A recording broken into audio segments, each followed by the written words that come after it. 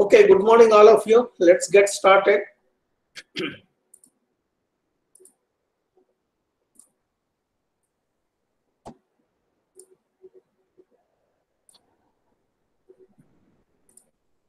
So any questions from last class or previous classes? Please note that we have covered beams of like a rectangular cross section, as well as also I demonstrated or explained to you how to solve beams having other than rectangular shape. And also in specific, yesterday's class we looked at a beam having a T shape, okay, or it's also called T-beam.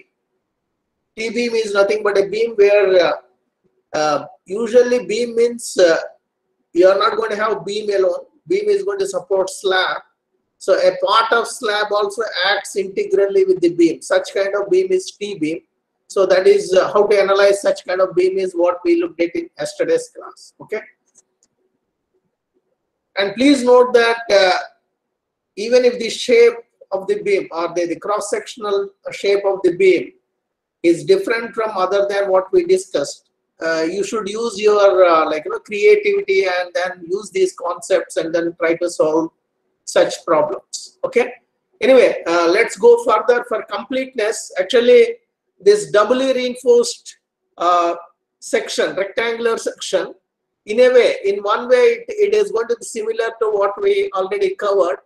But anyway, for completeness, let's go through this and see some points which we have not looked at in the previous examples or previous problems. Okay, and please note that here, for explanation sake, a rectangular section is taken and which is reinforced both in compression as well as tension. But whatever concepts you are going to note down for this doubly reinforced section can be extended for other shapes as well.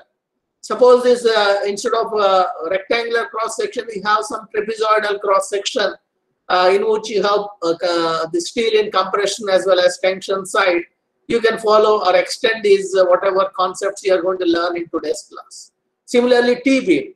If T-beam, whatever you have seen yesterday, that is reinforced only on the tension side, but if reinforcement is there also on the compression side, so then you can extend these concepts what you are going to learn in today's class and then solve that problem. Okay.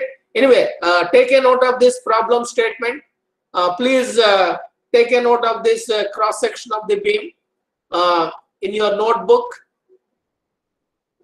An RC rectangular beam section with B is equal to 500 mm, width of the beam is 500 mm, and effective depth is 900 mm.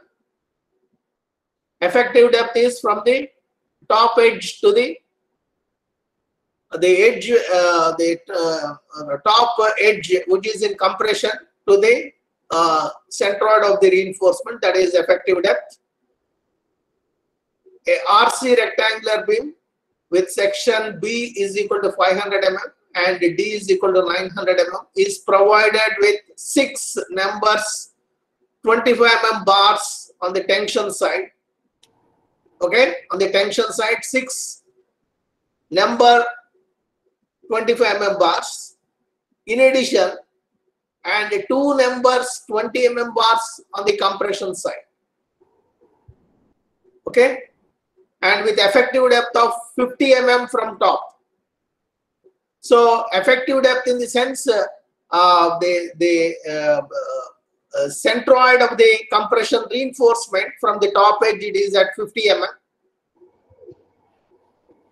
And assuming M is equal to 15, you see here modular ratio in the last few examples that you looked at, modular ratio is 13. Here it is 15. M is equal to 15 is mentioned, but you can actually calculate. You can actually calculate based on the permissible stress in concrete that is given, sigma CBC 7 Newton per mm square. Okay, and one of you quickly take a note of or calculate this. 280 divided by 3 times 7. 280 divided by 3 times 7.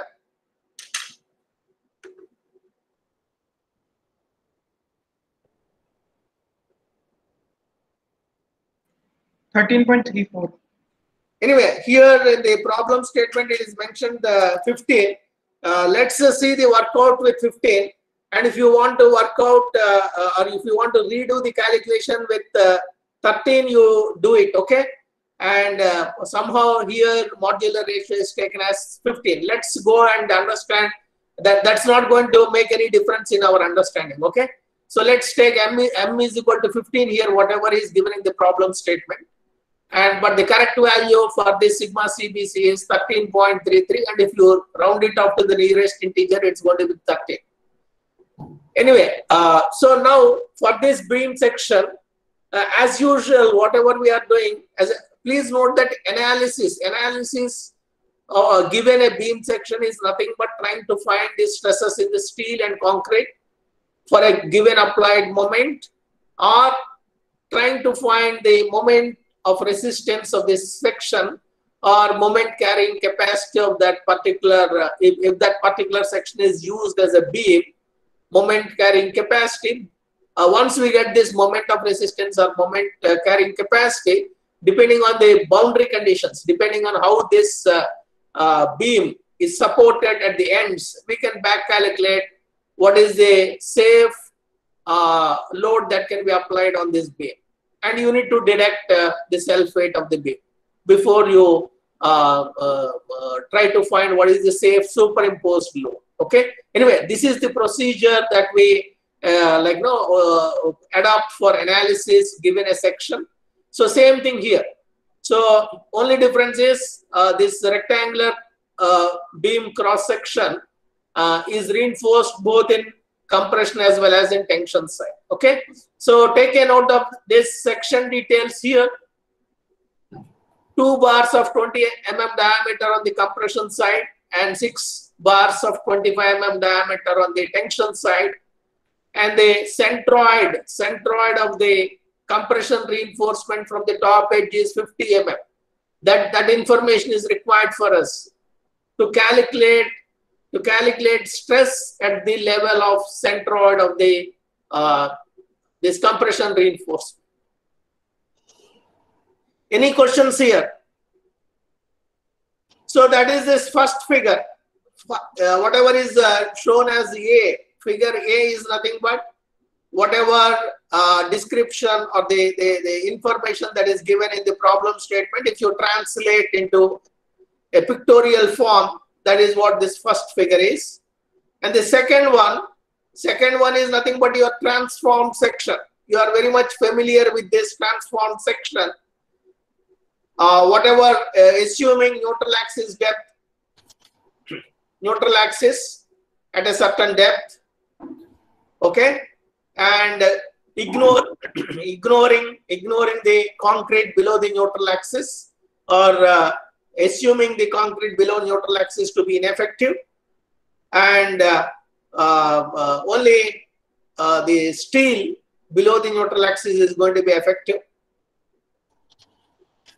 And in addition, what is difference between the previous problems that we looked at and this one is, you have this compression reinforcement. We need to convert this into an equivalent area of concrete. So here, please note that in the region above the neutral axis, concrete is effective, and steel is provided. Compression is steel. This compression steel is provided in addition to the concrete, and this compression steel is going to replace certain amount of concrete. How much portion of concrete is going to be replaced by this steel? It's going to be same as area of cross section of this steel. So here, if you see the transformed section, how it is transformed. What is we need to multiply with modular ratio. The area of steel we need to multiply with modular ratio to get the equivalent area of concrete. That is what we learned. Also, code is saying if you are in if the steel is in compression, instead of modular ratio, you multiply, you take it as a 1.5 times modular ratio. Okay, 1 times modular ratio times the area of steel. And also, please note that that steel is replacing a certain amount of concrete. That's why -1 is coming. So please take a note of this. This is what the difference is. 1.5 times m, whatever value of m that is given in the problem statement that we are using here. M is equal to 15 is given. 1.5 times m, which is 15, -1 multiplied by the total area of steel in compression, 2 times cross-sectional area of 20 mm diameter bar. Okay, is this clear?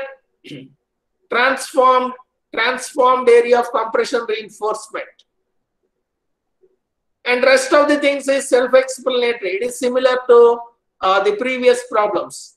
And this hatched portion is nothing but this rectangular hatched portion is nothing but your concrete, which is in compression, which is above the neutral axis, and concrete below the neutral axis is assumed to be ineffective. And steel, steel in the tension side is converted into equivalent concrete. And what is that conversion? How it goes?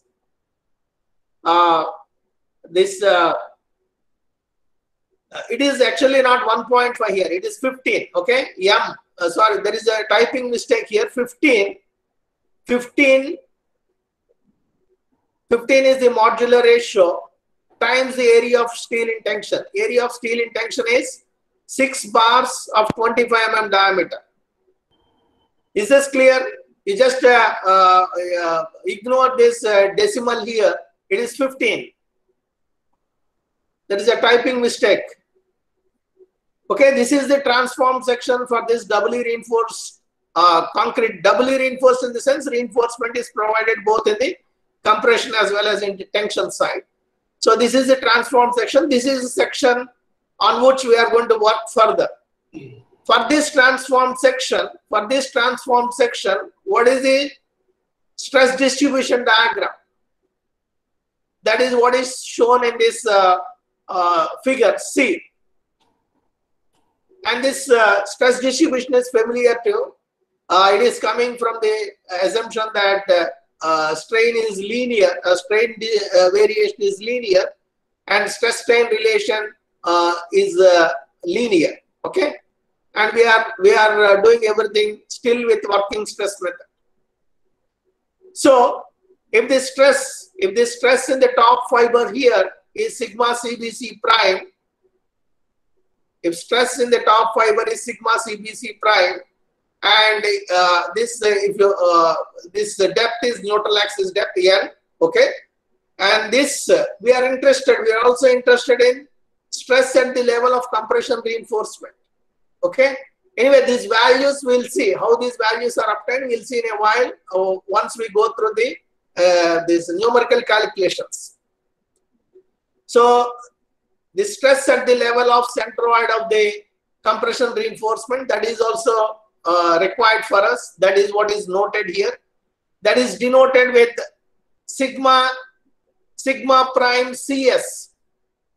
Sigma prime is to indicate the stress. Sigma prime C is to indicate stress in the concrete or the compression side. Sorry, in the compression side, and S is used to denote steel. Okay, sigma prime CS. Sigma prime CS is that. And below below the neutral axis, and there is another small typing mistake here. And actually, this 0, this should here it should be stress should be 0 here. Okay, there is a small mistake in this figure. And here stress distribution or the stress value at the level of compression tension reinforcement. stress at the level of tension reinforcement is, you already know it, it is sigma prime ST divided by M. Please note that this stress distribution is for transformed section. Okay. And how do you get the neutral axis depth? How do you get the neutral axis depth? Equate moment of area in compression about the neutral axis to the moment of area in tension. What is the moment of area in compression about the neutral axis? What is the moment of area in compression about the neutral axis? It is 500 is the width here, and the depth of the neutral axis, we are trying to find the depth of the neutral axis. So let's say that neutral axis depth is N. So 500, please take a note of this, okay, whatever I'm saying. 500 multiplied by N is going to give you area of this rectangular hatched portion, and centroid of this from the neutral axis, it's going to be N divided by 2. So 500 multiplied by N multiplied by N divided by 2 is going to give you the moment of this area about the neutral axis. What about this transformed compression steel? What is the moment of that? That is this, whatever quantity is there, 1.5 times M minus 1 times area of steel. Okay, that you need to multiply with the distance from the neutral axis to the centroid of the compression reinforcement. What is that? What is that value? That value is going to be N minus 50. That is why this 50 information is given. N minus 50 is going to give you that one. Okay. So this quantity, whatever is there here, multiplied by N minus 50 is going to give you moment of this transform compression steel area with respect to the neutral axis. So total is going to be the moment due to this rectangular portion as well as this portion. So that is going to give you total compression, total moment of area in compression about the neutral axis. What about moment of area in tension about neutral axis? It is straightforward. Whatever you did in the last class or last exam. That is 15 times AST, modular ratio times AST multiplied by effective depth. Effective depth D, effective depth is 900. Effective depth minus N. So that's going to give you moment of the area in tension with respect to the neutral axis. So equate these two and then solve the quadratic equation and get the neutral axis depth. So that is what is done here. That is what this equation is. Whatever I explained to you. And please check correctness of this, okay? Please check the correctness of this. Please don't accept as it is. Any questions here? So you got the neutral axis depth. Once you get the neutral axis depth, you can actually, so you got this distance, neutral axis depth, that is 302.54 mm. Everything is in millimeters. This depth is 302.54.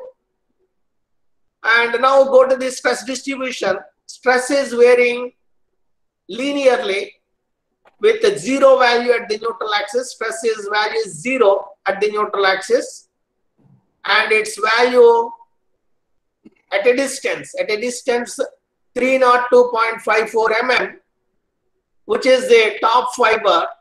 At that level, stress value is sigma CBC prime.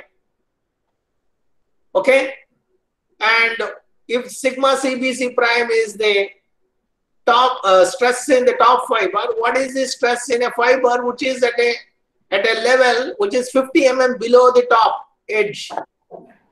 That is this one. That you can easily find it out from linear distribution of stress. From linear distribution of stress, you can easily find what is this sigma prime CS. Okay, so that is what is actually,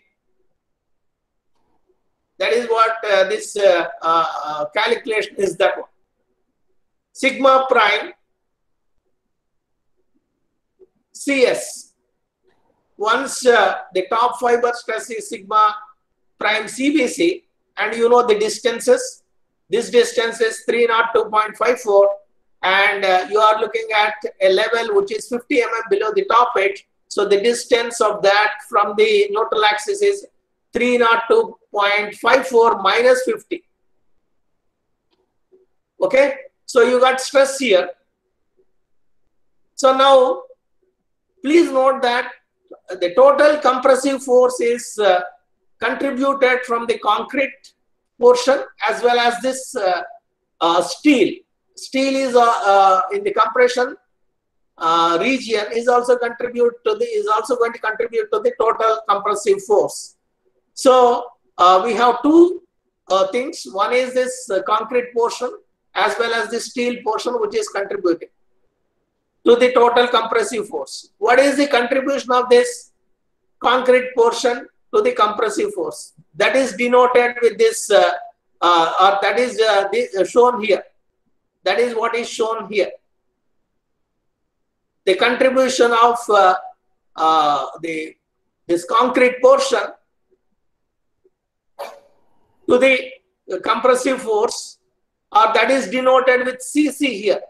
Total compressive force is made up of two parts, CC plus CS. And if you take, if you recall for T section, whatever we looked at yesterday, this total compressive force is made up of two parts there also. The one part is coming from the flange, another part is coming from the web. But here it's a rectangular section. We don't have flange or web, such kind of things. But there is in the compression there is reinforcement, so the contribution is going to come from the reinforcement. So that's the only difference.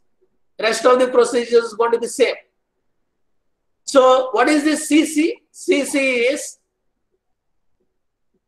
you know the neutral axis depth now, 500 times 302.54 is going to give you total area of concrete in compression.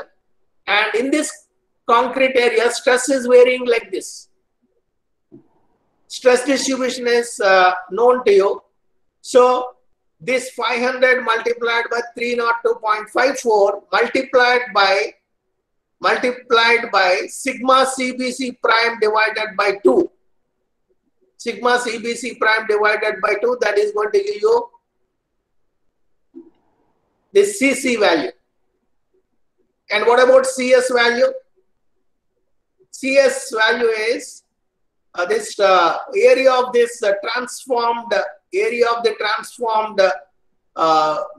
steel, which is 1.5 times 15 minus 1.5 times m minus 1 area of steel in compression. That is the area, transformed area of concrete. That you need to multiply. That you need to multiply stress at this level. Stress at the centroid of the compression steel, which you just calculated in terms of sigma CBC prime, which is 0.8347. Or you can round it up to the third significant digit as it is shown here, 0.835. So that is the CS value. Okay.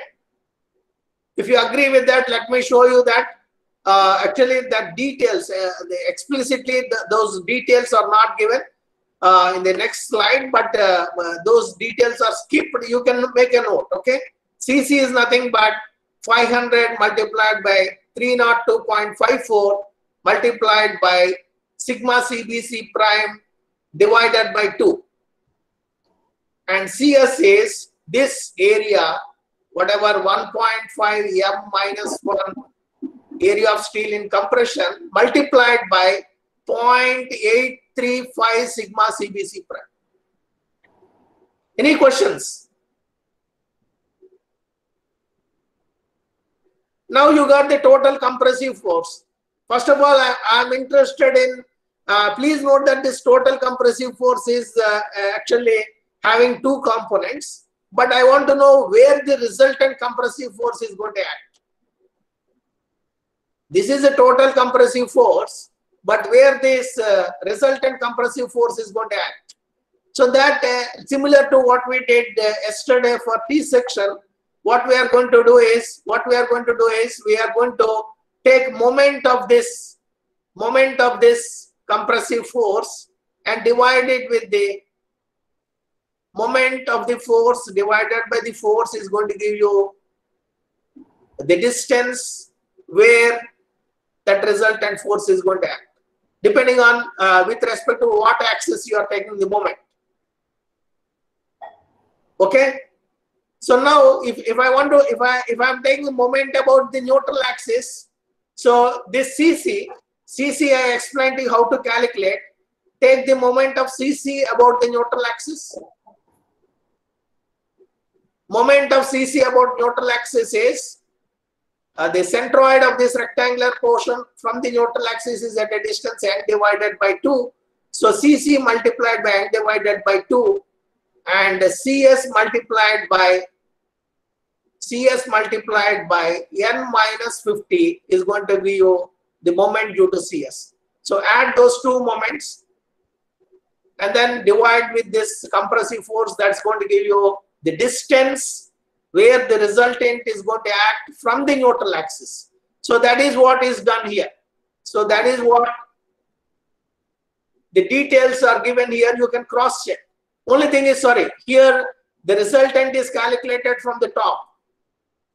If you are calculating resultant from the top, CC you need to multiply with n divided by 2 and CS you need to multiply with the 50. Instead of n minus 50, you multiply with 50, then you get the moment, and that moment you divide with total compressive force, then you are going to get the resultant compressive force location where it's going to act from the top edge.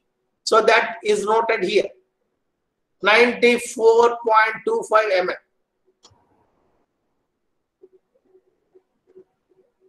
And once you know this distance, where the resultant compressive force is acting, you can easily find the lever arm. So this position of the resultant compressive force, if you subtract that from the effective depth, you are going to get the lever arm. So that lever arm distance is given here. Once you get the lever arm, you can easily calculate what is the sigma CBC value and what is sigma prime CBC, what is sigma prime ST, similar to last few examples that you looked at.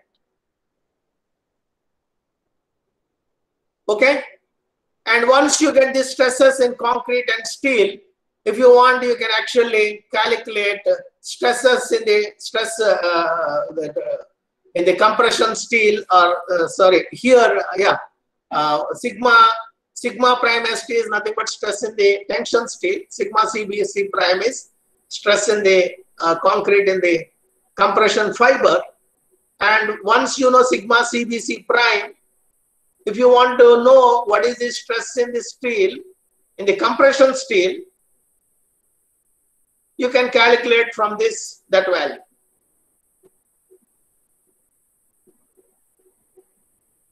Okay, and and please note that these stresses are calculated for an applied moment of 300,000 Newton meter. And instead of that, if I am interested in what is the capacity of this section, as you did for T section and other things in the last few examples, you can use the permissible values in stress values of concrete and steel and get MC and MT, and then you find the least out of it, and then you get the moment capacity. That all you can do it. And here two types of steels are used, Fe250, Fe415. For both types of steel, you can calculate what is the moment capacity. Now tell me. Once can you go to previous slide? Previous slide. Yes. Now tell me. Sir, in the last line, our formula is sigma bar equal to why are we multiplying with m into again the 1.5 step? What is that? This in compression strength of steel, formula is only 0.835 into compression strength sigma bar CBC, no sir. Why are we multiplying with 1.5 into 15 again? Here, this one. Yes, yes, sir. This is, please note that this is the stress in the transformed section. Transformed section is in terms of concrete. Is whatever question he is asking is very good question. You please take a note of it, okay? Please note that this stress distribution, that's why I'm emphasizing many times, this stress distribution is for transformed section, which we are talking in terms of concrete. And this is sigma prime CS is the stress in the concrete at the level of compression steel. And if you want to find the stress in the steel, you go back to your initially you noted a formula. F2 is equal to F1 divided by M. You recall that formula, composite section. So now you got stress in concrete at the level of compression steel. What is going to be the stress in the compression steel is modular ratio times this value. And modular ratio for compression, it is 1.5 times M. 1.5 times M and that one. And it's a very good question. You please take a note of it. And I think you have not come across this one in the previous examples.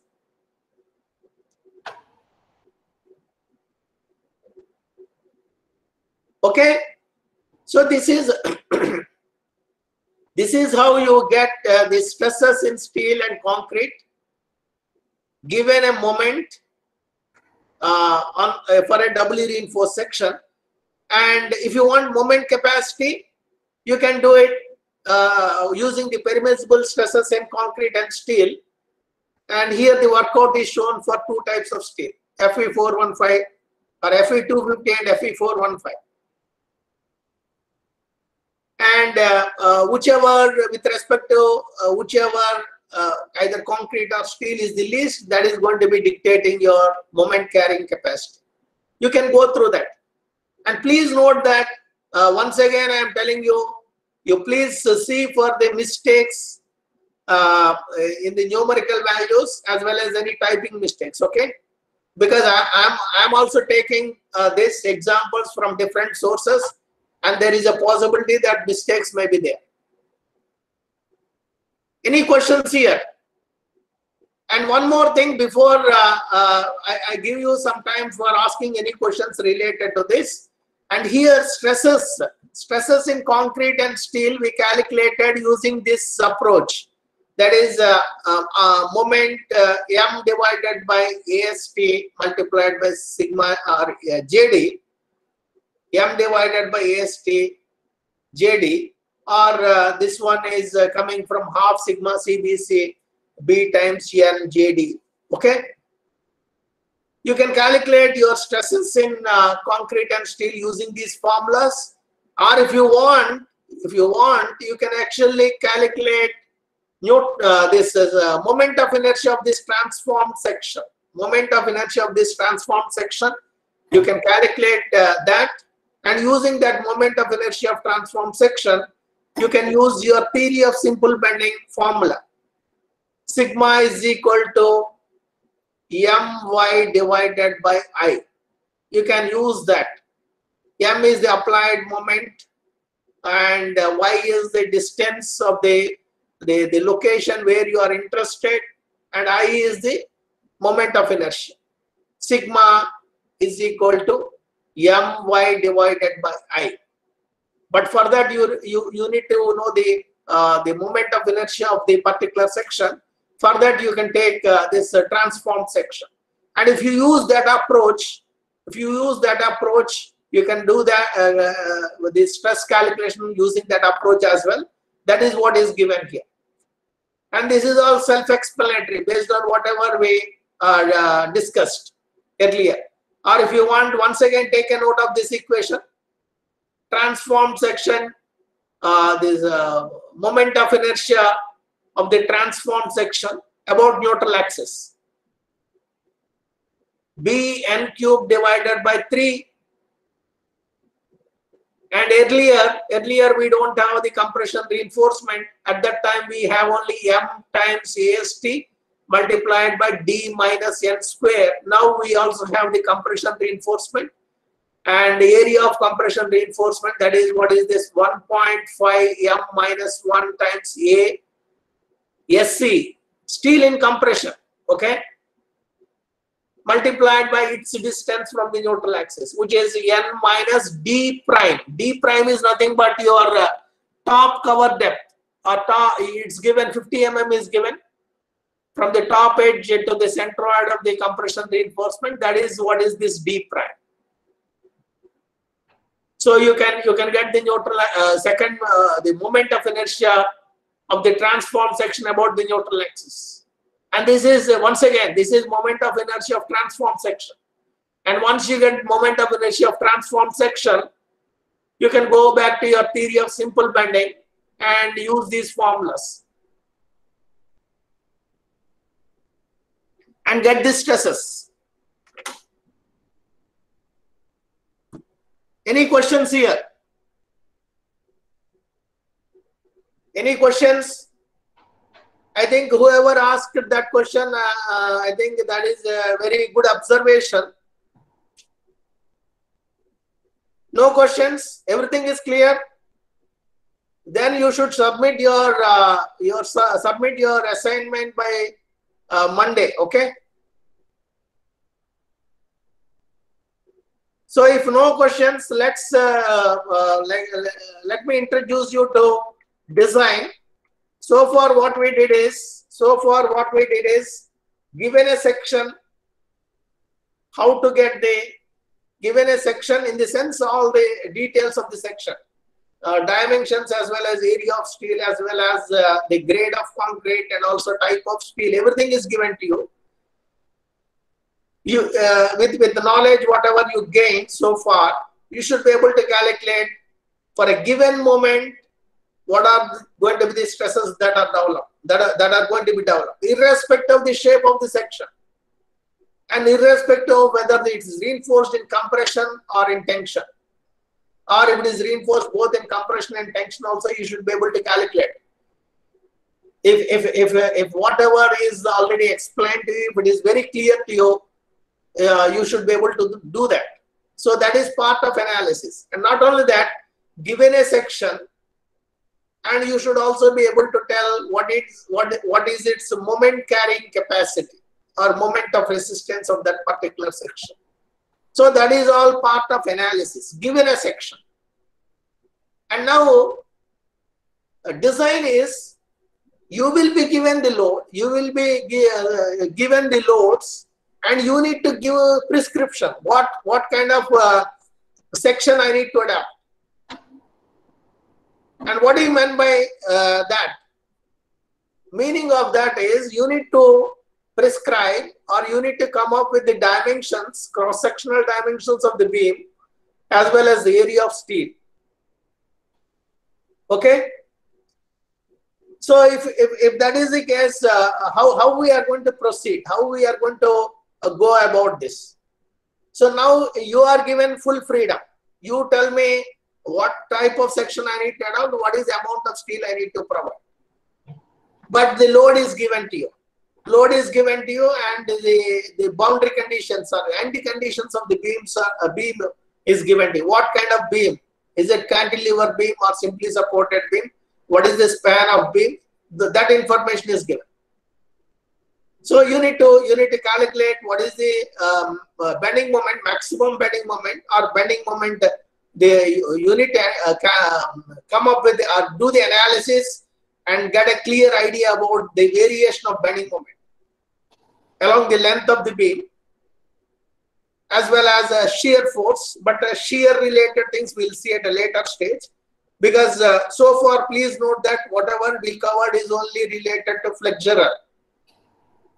flexure. Okay, whatever we have done is flexural analysis, and whatever we are going to do in the next few classes is also related with flexure. And now let's assume we need to design a rectangular cross section beam. Okay, rectangular cross section beam. So what is the meaning of the design? Design means you need to give the prescription for width of the beam, you need to give prescription for the depth of the beam, as well as area of steel. And not only this, please note that the area of steel, so far whatever analysis you have seen, area of steel is given directly to you. And where that area of steel is provided? If you see along the length of the beam, bending moment is going to be varied. Bending moment is going to be maximum at some locations, and bending moment is going to be zero at some locations. So on what basis whatever area of steel that is given to you is arrived? Usually whatever is given is for maximum bending moment. But it is uneconomical to provide same amount of steel everywhere along the length of the beam, because bending moment is less at that location. The tensile stresses are going to be less in the bottom fiber if the beam is undergoing sagging, or if the beam is undergoing hogging. In the top fiber, tensile stresses are going to be less along the length of the beam as bending moment is varying.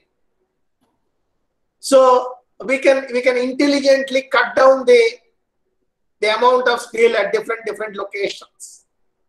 So the point I want to make is design means coming up with the geometrical dimensions as well as the area of steel, as well as where this steel can be curtailed in the sense in which portion what amount of steel has to be there. Okay, that's going to depend on your the variation of your bending moment diagram. So you should be good in your structural analysis. Okay, so that is what this design is. So that you can see this figure and read this title: Design of Rectangular RCC Beam, and we are adopting working stress method. Okay, any questions here? And the most economical one, and you can see this here, what is written here, balanced rectangular section. What is meant by this balanced rectangular section? That I'm going to explain you now. Okay, what is the most economical section? Please note that finally you give some prescription like what should be the width, what should be the depth, what is the area of steel, and your design should be economical. And please note that so many parameters are there which are which needs to be determined: B, D, and AST. And if there are 100 students in your class, 100 students can come up with different B, different D, and different area of steel for the same amount of load. But out of these 100 designs, which is most economical? Okay, a most economical one is the one which is such a way that both please note that this is the transformed stress distribution diagram for this section. Transformed stress distribution diagram for this section. This whatever is given here. And this is a stress in the extreme fiber in concrete and stress in the at the level of steel here. This diagram is familiar to you. And this is the lever arm distance, centroid of the center from the centroid of the compression. This one reinforce this resultant compressive force to the tensile force. That is your lever arm JD. Okay. And now the most economical section is the one where this stress is going to reach its permissible value, as well as this stress is going to reach its permissible value. So what I mean to say is most economical section is the one where concrete reaches its permissible value as well as steel reaches its permissible value. Okay? And now, based on this stress distribution diagram, I told you to make a note of one equation. Sigma ST prime divided by M earlier divided by sigma CBC prime is equal to D minus N divided by N. You recall that equation? Just 1 second, let me go to that. This equation I told you to make a note of it earlier. Here, this one. Sigma ST prime divided by M divided by sigma CBC prime is equal to D minus N divided by D. Okay, so please take a note of that equation if you don't have it in front of you. That is actual that whatever I just mentioned, that relation is coming from the stress, the transformed stress distribution diagram, or the stress distribution for the transformed section. That relation is coming from there. Any questions? So now, if there are no questions, you can rearrange that equation. You can rearrange that equation and then write it in this form. Instead of sigma CBC prime, you take it as sigma CBC. So take a note of this equation, or take a note of sigma ST, or actually you can see this figure. Sigma ST divided by M divided by sigma CBC divided by sigma CBC is equal to D minus N divided by N. And if you rearrange that, you are going to get this equation.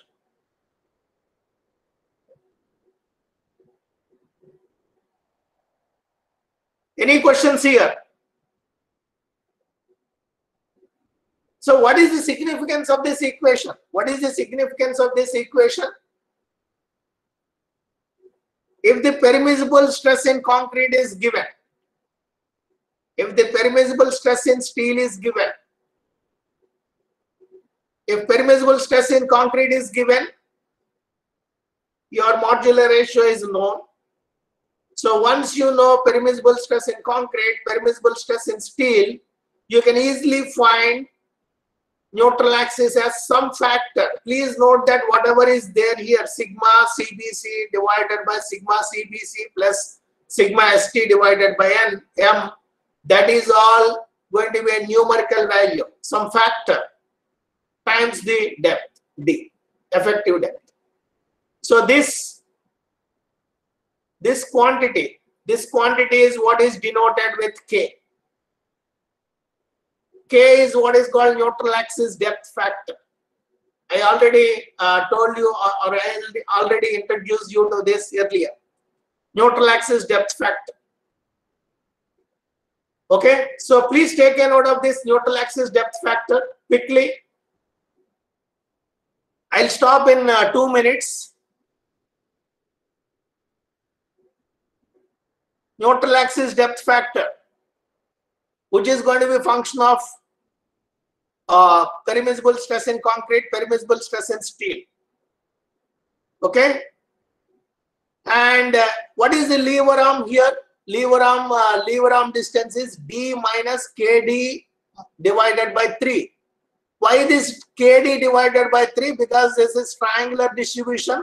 I already explained to you earlier. Because of triangular distribution, the resultant compressive force is going to act. Resultant compressive force is going to act at a distance N divided by 3 or KD divided by 3 from the top edge. That's why this KD divided by 3. So JD is equal to D minus KD divided by 3. Now you got K. you can find what is this J, lever arm factor.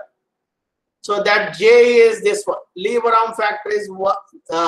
J is 1 minus K divided by 3. 1 minus K divided by 3. Okay. Anyway, I'll try to cover this in the next class. Before that, whatever we discussed, whatever I told you to note down, neutral axis depth factor K and lever arm factor J.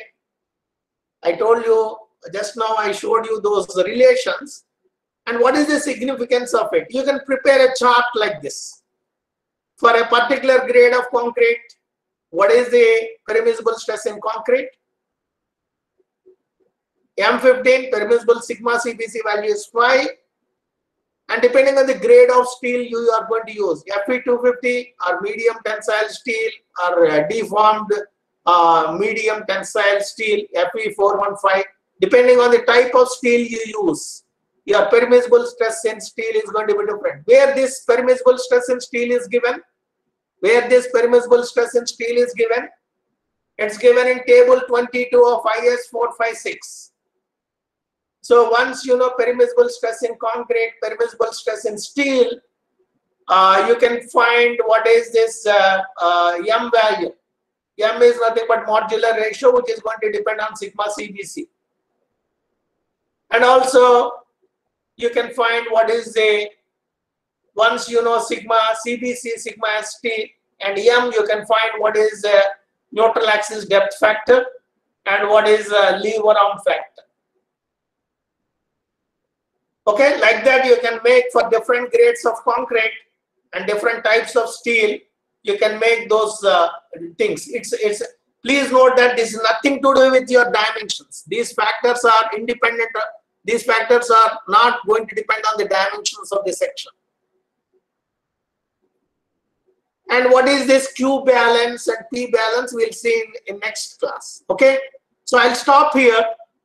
With this, if you have any questions, you let me know. And Professor Ramlan, you want to add something, you can add it. Okay, I just wish to mention, see, whatever examples we are showing, that is for sagging moment. Means compression is at the top and tension is at the bottom. But in frames, you will get the opposite situation also, which is for hogging moments, where tension comes at the top and compression comes at the bottom. And hence, all these diagrams are actually reversed whenever there is a hogging moment.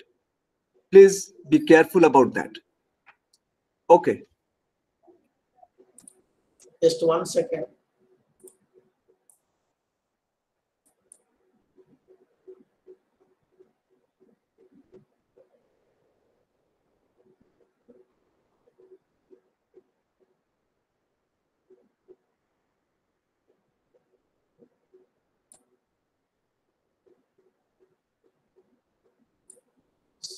Wait a minute.